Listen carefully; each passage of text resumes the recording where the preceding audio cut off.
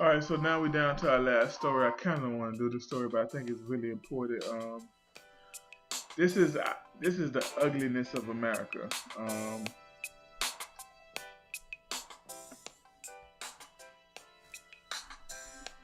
gonna do one more story. I'm laughing because I was just talking for a minute and then the mic was off. I'm gonna edit that out, so you ain't gonna see that. But I was talking for a while and I had the mic off.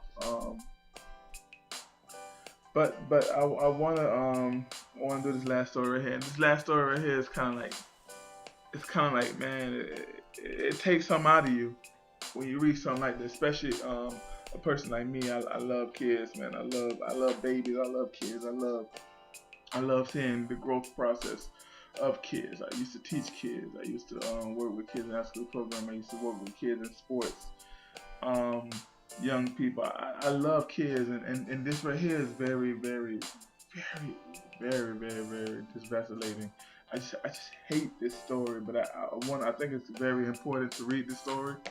I think it's very important that we pray like crazy for this, for the people in this situation, or people going through this situation. So let me just start the story, then I'll just get into the story a little bit. My whole demeanor has changed a little bit. I gotta get it back. I gotta get it back. All right, it says this story again is out of Christian Headline. It says Indiana considers Dropbox for abandoned babies. I know, right? Just think about that. Like, just think about the title. They're considering drop boxes for abandoned babies. Man, this is crazy. It says Indiana could be the first state to legalize infant drop boxes, a controversial method for parenting for parents to safely and anonymously send their babies to send to surrender their babies that they might have otherwise abandoned. Excuse me. The bill, sponsored by State Representative Casey Cox and RFT Wayne, unanimously passed in Indiana House in late February. Cox said that his legislation is a natural extension of the, I didn't even know this bill existed, but a natural extension of infant safe haven laws in all 50 states. I did not know that in the District of Columbia. Under those laws, parents are able to relinquish custody of their infants at designated locations. More often, hospitals, fire stations, and police stations, with no question asked or no legal ramifications. States shield parents from persecution for abandoning or neglecting as long as the child is surrendered with, without any signs of abuse. Wow. But safe haven laws require a face-to-face interaction at the drop-off. Indiana's new law would eliminate the requirement and allow a mother in crisis to place a child in a secure 2 foot long newborn safe incubator that is heated and equipped with a motion sensor.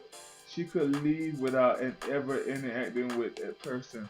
Um, just to know, one of the questions I'm gonna ask is, what about a father? Like, what happens when a mother give up custody? Do the father not own is not allowed to be on? Is the father out child support, or do the father has to have child support? That is a good question. I just want to know. Nothing really. Just wanted to I'm just thinking like we'll come to a point in America where there is no father, like where a mother could drop this off, where a mother could do this, and she and buzzwords. Just listen to the article. Don Griess, president of the Save Abandoned Babies Foundation in Chicago, said that according to her count, more than 2,800 infants have been surrendered in a safe haven location since the law was passed in 1999. Wow, Jesus. Wow. Wow. Let me read that again because you guys may not have even read. You may not even heard that. Don Grievous said of the Safe Abandoned Baby Foundation in Chicago, said that according to her account, more than 2,800 infants have been surrendered into safe haven locations since the law was passed in 1999. Man, that's almost a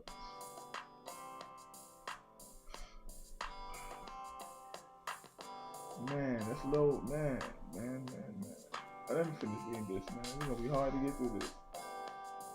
Not many states track infant abandonment, but Grievous said that Illinois' data might reflect much of the country. Still, the Illinois Safe Haven law was passed in 2001. Wait. Since the Illinois Safe Haven law was passed in 2001. Okay, I guess it passed. I started passing in 1999. But Illinois is on passed in 2001. 103 infants have been relinquished, but 72 others were illegally abandoned, and 37 of those did not survive. Wow. Critics of the law contended that the plan eliminates a vital face-to-face interaction where staff are able to assess the mother's needs, discuss other options, and if she decides to proceed with surrendering, at least gather medical history. That makes sense too. Basically what they're saying is people that are against this idea are saying that if you just drop a baby off, you can't know much about the baby. You don't know their medical history, and then you don't have a chance to talk to the mother, see if there's other ways that, maybe she may be in a financial bond, maybe the state can help her financially or whatever, or maybe she could have somebody that she can call that maybe want to adopt the baby or take the baby in. But when you just drop them off, it takes that out of the equation. Wow. Let me go ahead and finish this story. It said, if you use a baby box, you have stripped away the options, Grieve said. There's a lot of things that needed to be done to improve safe haven laws throughout the country, but that's not one of them. Grieve said her organization that found 25% of parents who initially planned to use safe haven laws in Illinois have chosen to either keep the infant or put him or her up for adoption when gave the chance to talk about the options. Supporters, let me see. Okay. Supporters thought claimed the proposed Illinois law gives another option to women who might unsafely discard or murder the children. They contend that the box would be a last resort, and it would include a free 1-800 number where a woman could reach a counselor 24 hours a day, who would ask her questions to surrender the baby in person. Who will ask her to surrender the baby in person. We're giving her the power to do what's right, said Monica Keesley, a firefighter, med, and the president of the Indiana-based Safe Haven Baby Box, Inc. We're hoping that these girls know that girls know fathers. We're hoping that these girls know that once they push that button, their babies will be saved. Keesley was abandoned at birth at a hospital because she was conceived of rape. She suggested that the boxes to Cox and is working to develop a prototype. Keesley said she is fighting for those boxes as a last-ditch effort to save the children of their parents who decided anonymously to surrender them. Is the only thing that they can do.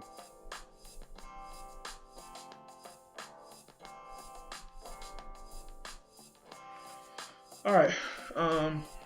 as I was reading that, I probably should have read that story before I read it to you guys. And I think, did I read that story? I don't know. But I was trying to process what's going on. Like, for real, like, honestly, like, think about this, though. We're not thinking about the claim in most family courts is what's best for the children. But what actually happened is what's best for the parents. Anybody that argues that sex outside of marriage is the best thing, their eyes are veiled from reading these stories. They have to be blind to read these stories and to say that sex out of marriage is a good thing. Sex out of wedlock is a good thing. There was a few things that I've seen in this story that really just put that in my heart. It says that mothers have the option. There is no more family in America. We rather put out baby boxes that you can just throw a baby in there and go, because that's basically what's gonna happen, instead of rebuilding the family, right? And the worst thing that's gonna happen, and I can already see that's gonna happen, is that churches are gonna start doing this. That churches are gonna start doing this where they're gonna start having baby boxes. Obviously, I'm doing this video because I think that this is a horrible idea. I wish I could promote something like this, but I can't. I can't even justify promoting nothing like this. Like the article said that, and I'm all over the place with this, man. I'm trying to gather my thoughts because so much I want to say. It's so much I want to say, but I don't want to take up you guys' time. Make sure you go ahead and leave a comment below to let me know how you feel, and we can get into a deeper conversation that way. But and you may support this. You may say, well, this is what's right, and I'm gonna disagree with you, but you may say that. All right, so let's talk about it. Let's talk about it. There's no family building in this, right? There's no even a remnant. I can't even speak right now. There's not even a glimpse of family building in this. There's nobody ever taking when people are not being accountable.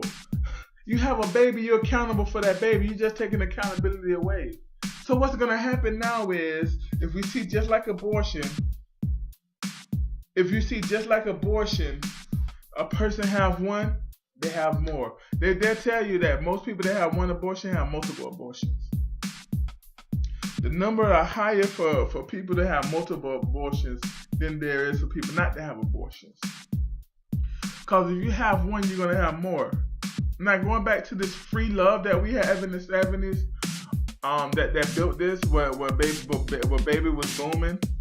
When that was happening, that free love, there was a morality. Like people had morals, right? People had morals to say, okay, I had this baby and I got to struggle and take care of it. But all morals are out the window in today's time, and people have a baby, they're going to either kill it, and if they're in their heart that they feel like it's wrong to kill it, then they're just going to give it up. Now, listen to me. I applaud you if you have a baby and you say, okay, I'm gonna go ahead and let this baby be adopted. But this is not the way. This is not the way. Obviously, I didn't do my homework on this story about foster care, because I should have been able to bring in the numbers, and I apologize. I was just going to a story blindly just to read the story, but the numbers of those suicided in foster care is high, and they so disclose those numbers. And the ones that that does not kill themselves, they on all kinds of psycho drugs, man. They on all kinds of drugs that keeping them, man. go to a foster home with a bunch of foster kids. Kids are gonna be looking around like they zombies. Like that's what they do. So now I'm gonna put my baby in a Dropbox, and now it's got to go to the state, and the state is gonna handle it the way the state handling it, by putting it in foster care. A lot of these babies don't get adopted out, especially a little black baby. A little black baby a lot of times don't get adopted out. Now I'm not finna be that dude. Like I'm against abortion. So I guess this is a better option, but not much better. You know, it's like saying, okay, over there you can get stabbed, but over there you can get shot. I'm probably gonna go over there where I can get stabbed, but that's not a better option, right? That's not much of a better option. I'm still having something physically done. Kids are still being done wrong in this system. Like she said, there should be counseling. If you want to help America, we should be started we should start at the age of 5 and telling them, okay, this is what a man does. A man stays with the woman that he get pregnant, he get married to her, and they build a family. But we got this whole idea where everything has to be your way, where you can make many mistakes you want and not have to be blamed for your mistake. Like the President Obama say, if his daughter go out and she have a good time, or she go out and make a mistake, he don't want her mistake to be punishment of a baby. Babies are not punishment. We see, man, we have lost that sense of family. We have lost that sense of love for kids. Like babies are not punishment. There was a time where babies meant legacy. Where babies meant fortune. As Christians, that's how we should see children. I can hit on so many things with this. And looking back, this should have been a separate video where I could have been able to study things and bring to you guys numbers and everything. But with all of that, this is showing, all 3 of these stories is just showing depravity, sin. All 4 stories. All 4 of these stories is showing sin. And the more we get comfortable with sin, the more people are going to pay, right? Because somebody over there wants to be a woman, or somebody over there wants to be a man. Now I have to feel uncomfortable in the bathroom because she wants to be a man. Or because you don't want to be a parent no more. Men, this talk going to you too. Because you don't want to be a parent no more, and she don't want to be a parent no more. A baby can get dropped off and have no chance, or not much chance to have a good home, a good family. That's not a lot of chance for that. They can tell you, but go look at adoption numbers. Adoption numbers don't happen like that. We living in a country where Christians tell people not to abort their babies, but we don't go and adopt the babies when they have them. Right, so that's where we going in. So now these babies are coming in, and no idea of a family, no idea with a father, no idea of a mother, and the only thing we can do is just pray for them. Well, it ain't the only thing we can do. We can also start adopting, which, if you know this channel, we pro-adoption, hugely pro-adoption. Whenever I get ready, whenever I'm in a position to start my family, I really don't see a much need to bring a child into the world with all these children here. Like I just said earlier, the child means legacy. I can import my legacy on a child, right? I can raise a child to be what my legacy want them to be. That's what a child is. A child is more than, and we have people out there going to get pregnant just to bring a child in the world so they can get stay on food stamps, or they can get on child support or whatever, or they can get taken care of by the government or the baby daddy or whatever. That's not what a child is for. And to cut all of this out is we need to bring the family. We need to bring the family back together. We really do. We need to bring the family back to a position where the family is strong, because you will be able to kill all this. You'll be able to kill all this whole ideal of abortion the abortion that happens between couples, married couples, are so much more lower than those who are sleeping together outside of marriage. So much more lower. I would like to know the drop-off number to those who are married. I would love to know how many married couples drop off babies. For me, I guarantee that would be like 1% or lower. Like a family, man. We have agreed with this lie that kids are not important. But Jesus says, "Suffer not the little ones unto me." Jesus loved the kids. As Christians, we should love kids. There's so many lies in the church when it comes down to this right here. Don't get adoption because I've heard this. Don't adopt kids because you don't know what other spirit you bringing in, or what the other man trouble through his spirit and all this generation curses you bringing in. Blood of Jesus is stronger than all that. Like I've heard, especially out of the black church, more reasons to not adopt the baby than to adopt the baby. Man. I'm gonna leave that alone. I may do this video right here in a separate one where I can do some studying and give you some numbers and tell you what's going on. But it's a doctor down in China. I don't know if he's a doctor or he's just a regular person, but I believe he's a doctor. And he goes around and just taking the Chinese babies because over there they have the one baby per family law. Now it's not like a law like law, but it's something that they enforce. It's like a unwritten rule over there, and it may be a law. I'm not too sure. So what parents would do is when they get pregnant, they would keep quiet, right? And they would, after they keep quiet for a while, they would have the babies and then they'd go dump them in the woods. They're thinking that with abortion there is no chance for the baby to have life, but if they dump in the woods, then somebody might find them and they have a chance for life.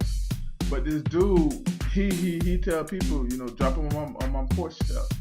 And he take care of the babies. Like he raised, I think him and his wife, they raised the kids. Like if you have one, why we don't do that in America? We need more of that. We got so much going on to people want to be in. See, here's the deal. This is the real issue. This is the real issue with the church and all this stuff. Everybody want to be pro-abortion in front of the camera. Everybody want to be pro-abortion in front of a bunch of people, in front of the congregation. Everybody want to be pro this, whatever, but they don't want to do the stuff behind the scenes. Like everybody want to be in front of the camera, but nobody want to be behind the scenes. Nobody want to do the stuff. Nobody want to do the ministry behind scenes. Like think about it. Ministry to us means getting up in front of people and preaching. Or getting up in front of people and leading. That's not what ministry is. That's what this culture is. That's what this culture of church has brought us to. That's not what the original intent of the church was for. Yes, there was fellowship, but the fellowship was on a lower level. The fellowship was not on a church level. It was between this group of people, and they expanded out. And once they got to a certain big, they grouped over here, and it became groups. It became small groups.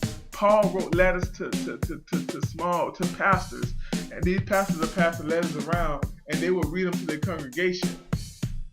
To a small congregation. Church was never meant to be huge. I don't care how much people say, and I've said it. You know what, God? I do believe that God can work in a mega church, but I don't think that's the way it was supposed to be. Because we're seeing the huger it is, the bigger it becomes, the less ministry and the less power starts being it. Now you may have one or two ministries, a few ministries out there that have a lot of power, but Ain't nobody working the fruit, and ain't nobody working the fruit of the spirit in these ministries, because you got all these ministries with thousands and thousands of people. If they're working the fruits, you should have a lot of these ministries with thousands of people with full of their congregation with adopted kids. It should be all kinds of adopted kids in the church. And I'm getting pissed off. Let me just calm down.